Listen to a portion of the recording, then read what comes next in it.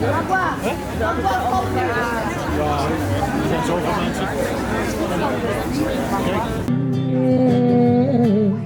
Chito sabemos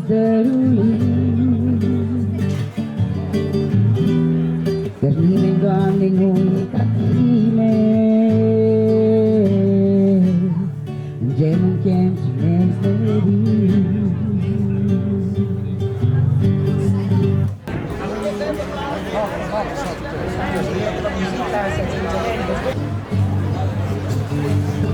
You want a shelter suit?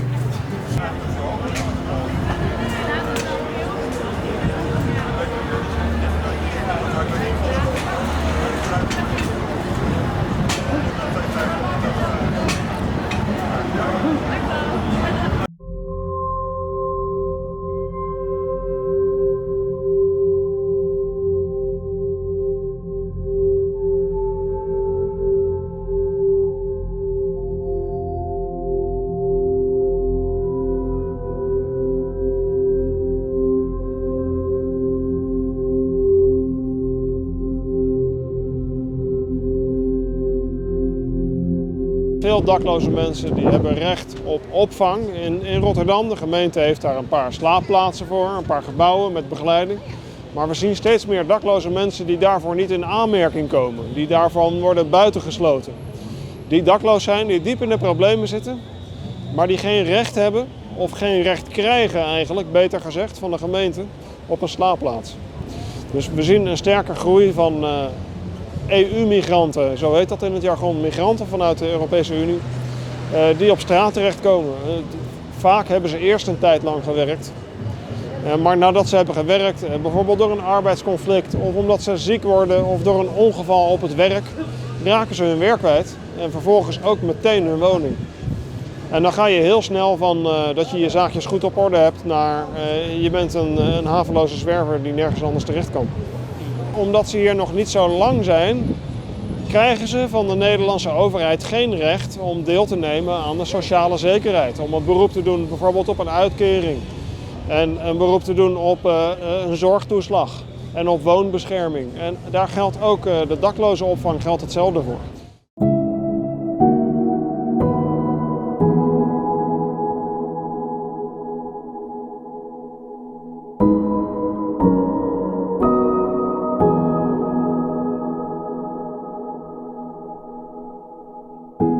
Als je het hebt over dakloosheid, dan is dat allereerst en altijd een woonprobleem. Ja, op het moment dat wij gewoon op dit moment in Nederland bijna 400.000 woningen tekort hebben, dan zal je begrijpen, wil je dakloosheid oplossen, dan zal je als de wiedeweergang moeten bezig gaan om woningen te creëren. Ik werk voor een bouwbedrijf. Die hadden 283 bungalows gebouwd in Zeeland. Alleen het bedrijf ging failliet. Nadat het bedrijf failliet ging, ik raakte alles kwijt. Dus mijn relatie, mijn huis, ik raakte alles kwijt. En na de scheiding, ja, ik ben weggegaan uit huis. Maar ik kon geen huis vinden. Want er is te weinig woningen. En dat is dakloosheid. Waren er maar woningen voor al deze mensen? Is er niet. Er zijn woningen, maar mensen die hebben geen 1000 euro om voor een woning te betalen. En dan wordt het moeilijk.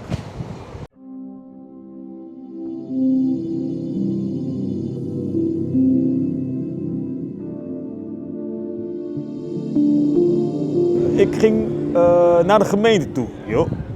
Ik heb een huis nodig. De gemeente ziet op een gegeven moment naar mijn bankafschriften. Oh, je hebt spaargeld. Daar heb ik echt 20 jaar voor gespaard. Ga dat eerst opmaken en dan moet je terugkomen. De gemeente Rotterdam heeft genoeg slaapplekken voor de mensen die nu op straat slapen. Die slaapplekken die worden zelfs al als slaapplek gebruikt, maar alleen als het buiten koud genoeg is. Dat is de winteropvang in Rotterdam. Die gaat open als het 0 graden is of kouder en anders gaat die weer dicht. Dat betekent dat het hele jaar door die loods wordt vrijgehouden voor die paar weken in het jaar dat die winteropvang nodig is. Die loods die staat toch leeg. De spullen die zijn er al en de medewerkers die worden zodra de weersvoorspelling een beetje slecht is, worden ze ingeschakeld om daar te gaan werken. Het kost niet heel veel extra menskracht. Het kost ook niet heel veel extra geld om die opvang weer open te doen. Maar je lost er wel een heleboel problemen mee op, want dan hoeft er dus niemand meer buiten te slapen. De gemeente doet dat op dit moment niet omdat ze bang zijn dat er dan daklozen komen uit de wijde omgeving die allemaal in Rotterdam op een veldbed in de grote slaaphal de nacht willen gaan doorbrengen. Nou, ik denk dat je daar niet zo bang voor hoeft te zijn. En andere plaatsen die dat wel doen, daar zie je ook dat reuze meevalt met die aanzuigende werking. Maar dat is wel het argument dat de gemeente op dit moment gebruikt. Ze willen minder daklozen. En gek genoeg gaan ze daarom minder opvang regelen voor daklozen. En je snapt natuurlijk wat het gevolg is van dat beleid. Er komen niet minder daklozen, er komen meer daklozen. De regering wil geen dakloze mensen in het jaar 2030. Ja. Is dit doel bereikbaar en hoe bereiken wij deze doel? Wil je het politiek correcte antwoord? Nee, het echte antwoord. Het echte antwoord is volgens mij dat er wel een nuance is in willen we het echt oplossen. Want volgens mij als je het verdrag van Lissabon daadwerkelijk door gaat nemen, dan is het niet zo we willen het definitief oplossen. De zichtbaarheid moet eraf. En dat is het niet politiek correcte antwoord. Mensen willen daar geen last meer van hebben van dakloosheid. En dan moet je eerst die kant filmen. Die kant moet je filmen.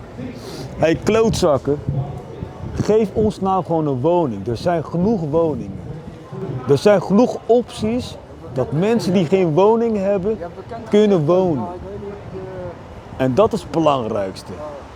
Laat die burgemeesters hier gaan slapen. Laat hun hier slapen. En dan weten ze hoe het is op grond te slapen.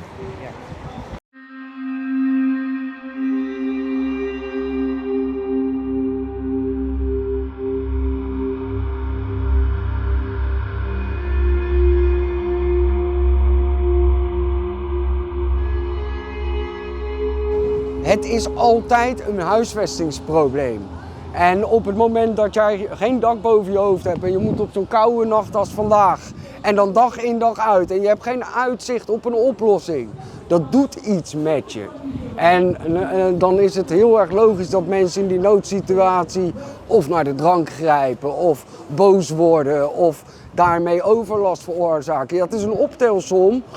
Als jij in een uitgesloten situatie zit, je rechten worden aan alle kanten geschonden en mensen behandelen je ook nog eens als vuil, ja, dan ga je je op een gegeven moment ook als vuil jezelf zien en je ook gedragen alsof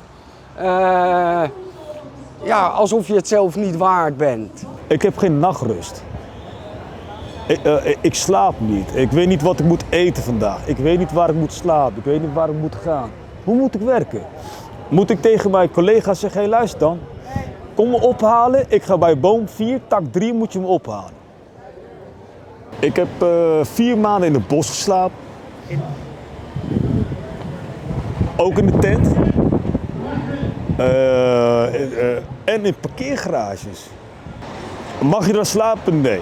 Want de beveiliging komt. Je krijgt boete. Het ergste is als dakloze als je boetes krijgt. Je hebt al geen geld. Je wilt alleen slapen. Slapen is je recht. Wonen is je recht. Alle recht als je dakloos bent wordt je ontnomen.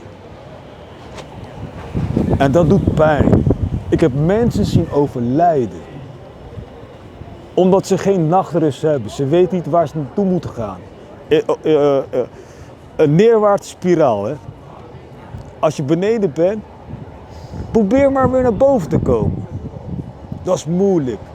Het grootste probleem wat mensen zeggen, waarom ga je niet werken? Waarom zoek je niet een huis? Maar als je niet slaapt, fundering is slapen. Maar als je elke dag niet kan slapen, hoe moet je dan verder in je leven?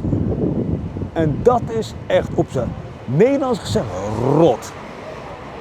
Was het een optie om jouw familie hulp te vragen? Schaamte. Optie? Nee, want ik ben een volwassen kerel. Ik ben 45 jaar oud. Ik schaamde mij. Totdat ik op tv kwam. En toen kwam mijn familie erachter dat ik gescheiden ben en dakloos ben.